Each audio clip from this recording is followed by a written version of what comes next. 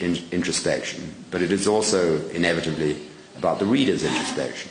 And we don't like that. But wouldn't you say that poetry has taken refuge in songs, for example? Isn't Bob Dylan a poet? Yeah, but there have always been songs. But there has always been the coexisting business of sitting alone with a bit of verse. And poetry can't be said to have been taken over by pop music. Pop music, I mean, music in general, songs, have gone on as they always have, and poetry has disappeared. Well, then again, you've written everything except poetry. And I think I wanted to ask you a question because one of the main risks of being a writer is repeating oneself. And in fact, there's some writers that always write the same novel. Now, you've been accused of many, many things, very unfairly, I must say, but you've never been accused of repeating yourself. How on earth do you dodge the risk of or the curse of repeating? How do you always change your topics? Well, I don't think it is such a curse necessarily. I mean, some writers, Graham Greene is the obvious example. He occupies this place that we all call Greenland. And he wrote the same novel with variations again and again, with their own conventions, very Catholic conventions, in that you knew that if someone committed adultery, that they would come to a very nasty end before the novel was over. Various rules and laws. But they did change and they did develop and evolve because he lived in Greenland, this world of his own making. But he got older as he went on living there. And so he took the same subjects and the same juxtapositions, but he got older as he did it. So the novels changed slowly and subtly, and they become perhaps, towards the end, the power of faith decreases, and this allows for more ambiguity and so on. I think what writers are really frightened of is not writing about the same themes again and again. I think that you can do that. It's writing the same words again and again. And John Updike has said, John Updike is now in his, mid-70s, but he said he keeps finding that sentences he writes now keep bumping into sentences he wrote 40 years ago. And those are far better, I suppose. Well, it always has a feeling. Well, yes, and the great, that great writer about Spain, V.S. Pritchard, I interviewed him when he was in his 90s, and he had really stopped writing. And he said that he came up with various explanations, but the one he always came back to was that as you get older, your thoughts get more sluggish, and they don't vibrate and sparkle as they used to, and then you are sort of reduced to mere repetition of what you've done before and self-plagiarization. But then your themes are all different. This book, you might think it's a spin-off of Koba, but not necessarily. How did you start your fascination with Russia? Has this got to do with Nabokov? Well, I wrote the book about Stalin, which was kind of amateur history, and this book is a triangular love story that is processed through the Gulag. Really, what happened there was, as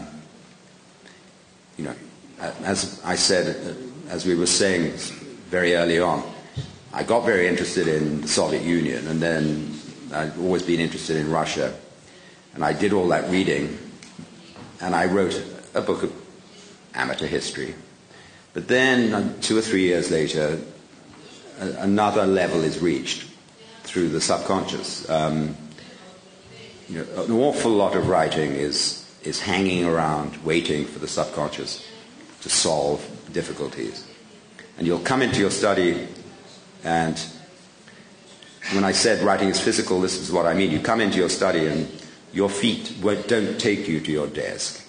they take you to the easy chair or the sofa, and you read for a couple of hours, thinking, I don't want to write anything at the moment. And then that may go on for an afternoon or even a couple of days, but then suddenly your feet take you back to your desk and you go on writing because the subconscious has solved the difficulty.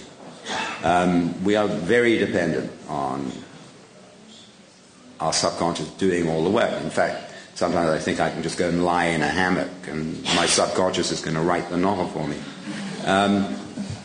And this really was the sort of second layer of response to the terrible suffering of everyone in the Soviet Union. And I began to feel I had something to write when I read that in Anne Applebaum's book, Gulag, I read the extraordinary fact that there were conjugal visits in the Gulag, and that intrepid women would travel for 2 weeks in these death-defying circumstances on these terrible trains and then hitch rides in trucks to get beyond the Arctic Circle to spend a night with a husband, or sometimes just to talk to a brother for half an hour and then come back again. And it was said in this book that when a wife came to see you in the Gulag and then when she went again, it was always a completely shattering experience. And the men were often literally suicidal and did kill themselves after this meeting. And when these men were sort of speechless and agonized after this visit, all the other men sort of very much respected that suffering. And I thought that was a very moving thing. Partly because your wife might have come to tell you that she's remarrying and that your children are now orphans of the state, because every member of a family of anyone in the Gulag, all their brothers and sisters and their wives' brothers and sisters and everyone else would be persecuted by the state. Even though these men had not committed any crime. It was all done by quota, just to fill out a slave system. When people talk of Guantanamo Bay as being the American Gulag, they completely misunderstand what the Gulag was. The Gulag was state slavery. It was to make money. And slaves were meant to be cheap labor. That was it. That was what the Gulag was about. So there would be that, or there would be, the best you could hope for, I think, is a display of impotence from the men, because they were all starving and the hormones, the sexual hormones, were not being produced in them. And you had this meeting with with a member of your family and find out this great chain reaction of suffering that your arrest, even though you're innocent of any crime, has caused. And I thought that was just, that was in essence the Gulag experience, was the night you spent in the House of Meetings, as it was called. But what I found fascinating about this book is that it's a real love story. I think it's very difficult to write a love story nowadays. I was reading the interview that Paris did to you yesterday, and you were talking that youngsters now, for example, are mutilating themselves. They're having tattoos and piercing and sort of hurting themselves because they are, in a way, they have been anesthetiated.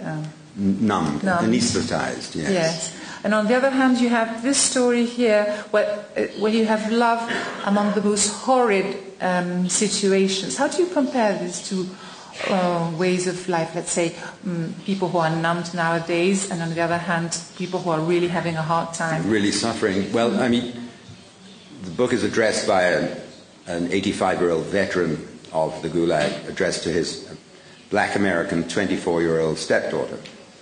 And he accuses her in an affectionate way of having the modern ideology, of being a contemporary person in some ways that are not perhaps so good. And he talks about this thing of cutting, that many millions of young Americans cut themselves. And he said, why do you do it? He's just speculating, and he says, it's to combat numbness, isn't it? You feel the need of the bleed valve because you've numbed yourself. So much of modern living in the market state, in the evolved democracy, is anesthetizing, like shopping and the bombardment of images, and that you want to get in touch with direct emotion. And he says, of course, that I had plenty of direct emotion, thank you very much, in the Gulag. And sort of emotions that you have when the state is disgustingly near to you, when it's staring at you stupidly all the time, where you can feel its breath on your neck. And he says, if cutting yourself is a way of relieving the numbness of advanced democracy, then I can't sympathize, because he had very much more immediate forms of suffering to deal with. And the piercing and so on. If you ask someone who's pierced why they do it, if they can speak, if they haven't got a great, hunk of metal in their tongue, they'll tell you that it is painful, this, and you will, of course, get inflammation where you traumatize the skin. And you see these festering belly buttons, and these ears that are all swollen and red. But that this is a nice feeling, to have a great intimacy with this suddenly painful, damaged part of your body. Well, I have those intimacies anyway. Thanks. I have enough of those anyway, these sort of painful spots. But that's why they do it, just to break through the numbness. And to come back just for a second to poetry, you don't want that introspection, because as well as, we all know the phrase dumbing down, but there's also numbing down too. And I think they suffer from that. Well, vamos a abrir un turno de preguntas. Si alguien quiere preguntarle algo a Martin Amis, hay señoritas que tienen micrófono. Señorita. Sí. Señora Ami, esta mañana leí en El País la entrevista que le hizo el señor Rojo, y me quedé, voy a adelantarle una cosa que no tiene nada que ver con la pregunta. En cine argentino, en el Río de la Plata, hacemos cosas muy irónicas, y hay una película que se llama El viento se llevó lo que. Y yo ahora le voy a decir, usted dice que la mujer está haciendo una revolución o quiere tener poder a costa de qué, de lavar los platos, de hacer la cama. Yo creo que no. La revolución pendiente es la de la mujer, me parece a mí. ¿Y a costa de qué? No de lavar los platos, no, como dice Benedetti. Codo a codo en la calle somos mucho más que dos. Ni adelante ni detrás, al lado. ¿Me puede decir usted a costa de qué? Sobre todo usted vive en un país, su país del primer mundo, ¿verdad? ¿Me puede decir? Por favor. Y sin embargo, en Inglaterra las mujeres ganan por el mismo trabajo menos que los hombres. ¿A costa de qué?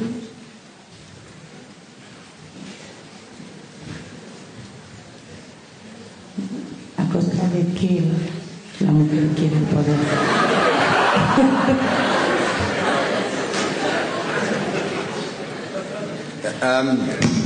I don't know. Why does anyone want power? That's what we all want. Look at your children. You see that childhood is just a battle for more power. It's a primal urge and need. Now, I was talking about the first world, where there's not quite so many dishes are washed by women as they used to be, because the money, the unequal amount of money they spend going out to work is then channeled into getting someone else, getting another woman to wash the dishes.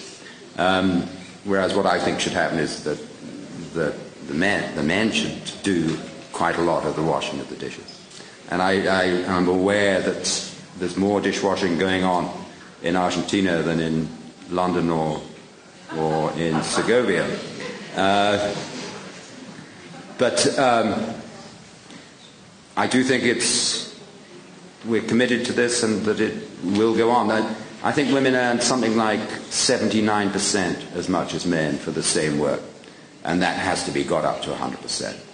I also think, and this is a more tragic price that women will have to pay, and I'm not sure about this, it's more like a sort of intuition, but women have a special love for their fathers that is allowed to go on longer than a little boy's special love for his mother. Because everyone's saying to the boy, he's got to be a man, and he mustn't be tied to his mother's apron strings, and all those things that people say. Come on, be a man. Don't cry. Grow up, be a man. No one is saying, be a woman to a little girl. And this special relationship with the father is allowed to go on too long, and it makes women too respectful of men and too fearful of male anger, is my idea. And tragic though it would feel to me, I would have to be careful not to let that happen with my daughters. I haven't done it, of course. I've indulged their love for me and I've reciprocated it. But in the future, if women really want to be equal, they must be diverted away from this special love of the father.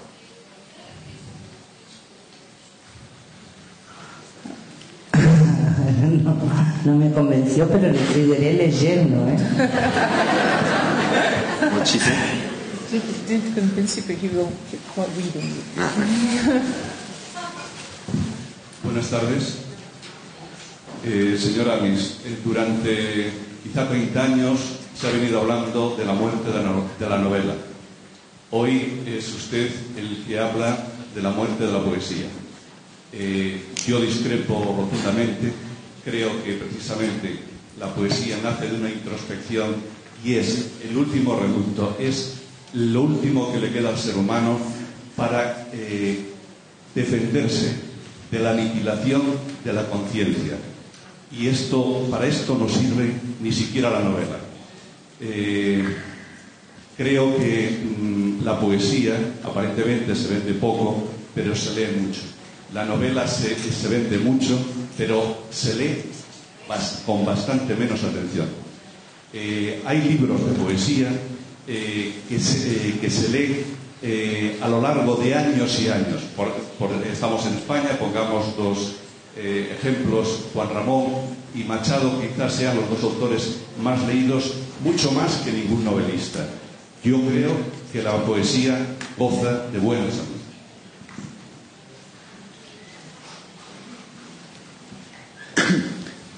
Well, you're welcome to that belief. I mean, I don't think it's hard to falsify.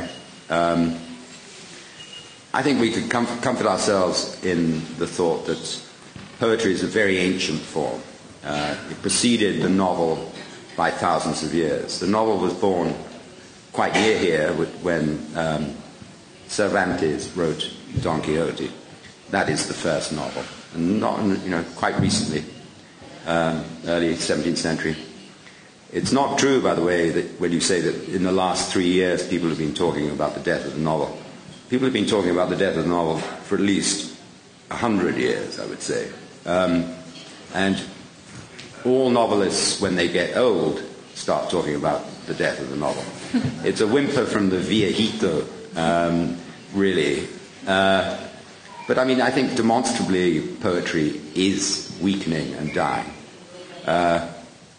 And I just know this from my own life. When I was in my 20s, the poets were everywhere. I mean, there was a poet sleeping on your sofa. There was a poet needing to be lent £5. There was a poet needing to be driven across town because poets can't drive, is another thing. I got into trouble by saying that, and I think I proved it. A great list of poets who can't drive. My father couldn't drive. And I was in America, where, of course, the distances are so great that even poets drive. And I was giving a reading, and this man with his arm in a cast came up and threw down his driver's license and a book of poems that he'd recently been published. But I pointed to the cast on his arm and I said, "Where have you been? Out in your car." They used to be everywhere, the poets. And more than that, they felt like the center of consciousness. In the 1970s,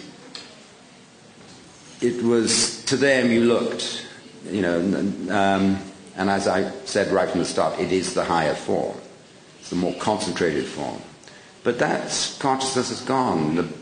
Where are the poets? The poets are still there, but the readers aren't. There are these events and readings and so on, but that's not the poetic experience. The poetic experience is the closeted reader locked away in direct communion with the poet's voice, and not sitting in a kind of church of poetry, chanting along or listening to some chant, seeing the words on the page, seeing the construction, the division of stanzas.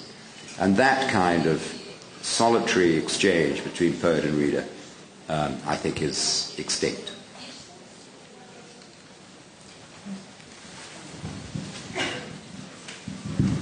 Buenas tardes, Mr. Amis. Muchas gracias por la conferencia, por toda su obra, pero especialmente por la novela Dinero, y por haber defendido con la fuerza y el tono de humor que lo hace al mundo occidental frente a la barbarie islamista. Mi pregunta es muy sencilla, simplemente quería saber su opinión acerca de esa especie de condescendencia o incluso fascinación o cobardía, no sé cómo, depende de la corriente política que a veces tiene determinada izquierda a la hora de criticar al Islam. Simplemente eso. Gracias. Well, it's true, and I imagined in this essay a conversation between Osama bin Laden and the man known as the American Taliban, John Walker Lind, I think his name was, Lind. And if he was a very stupid guy, this American Taliban. But famously stupid, but if he'd been cleverer, he would have said to Osama, say about the year 2000, if he'd broken bread with Osama and they were sitting on the carpet eating together, he would have said, now is a very good time to attack the West.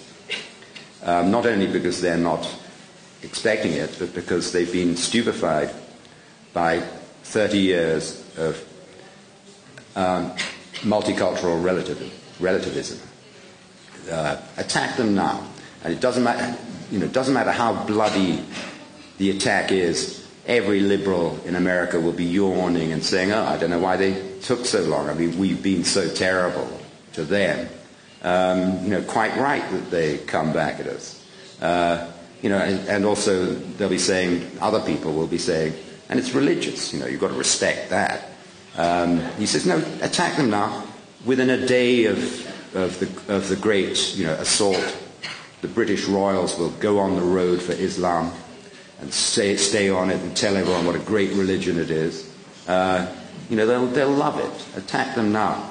And coming back from Uruguay, where I haven't been seeing so much of this stuff, I'm told by my friends that there are demonstrations in London with white bourgeois folks walking around with banners saying, "We are all Hezbollah now." Well, they should pay, if they respect the enemy so much, they should pay it the honor of listening to what it says. And Hassan Nasrallah has made it quite clear. He said, we don't want anything from you, we just want to eliminate you. So go around with your banner saying, we're all Hezbollah now, and enjoy it while you can. Bueno, lamentablemente tenemos muy poco tiempo, así que vamos a tener que terminar aquí. Martin Amis va a firmar libros en el piso de arriba para todos los que quieran, y buenas noches y muchas gracias por venir.